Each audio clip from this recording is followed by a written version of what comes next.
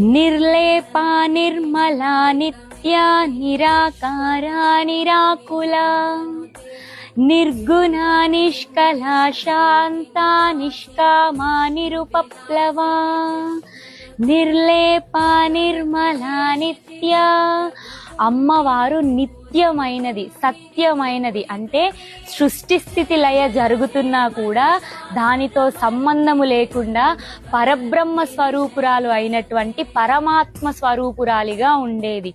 భగవద్గీత సారమంతా ఈ నిత్య అనే నామంలోనే ఉంది. అంటే ఆత్మను ఎవరు చంపలేరు, ఆత్మను ఎవరు సృష్టించలేరు, ఆత్మకు రాగము గాని ద్వేషము గాని నాశనము గాని ఉండదు. ఆత్మ నిత్యమైనది, అది జీవాత్మ అయినా పరమాత్మ అయినా. అలాగే అమ్మవారు మనం ఎన్నెన్నో జన్మలు ఎత్తుతా ఉంటాము. ప్రతి జన్మలో అమ్మవారి గుడికి వెళ్ళి అమ్మ నాకు ఈ కోరిక ఉంది, అమ్మ నాకు ఆ కోరిక ఉంది అని కోరుకుంటూ ఉంటాం కదా. అమ్మవారు తను ఎప్పుడూ ఉంటుంది. మనం ఎన్నో జన్మలు ఎత్తుతూ ఉంటాం, గుడికి వెళ్తూ ఉంటాం. కానీ అమ్మవారు అలా కాదు కదా, మనల్ని నిత్యము చూస్తూ ఓరి వెర్రివాడా నీకు ఇంకా నిత్య అనేటువంటి నామం అర్థం కాలేదురా, నీలో నిత్యమైనది ఇంకేదో ఉంది, దాన్ని పట్టుకోరా అని చెప్పేదే ఈ నిత్య.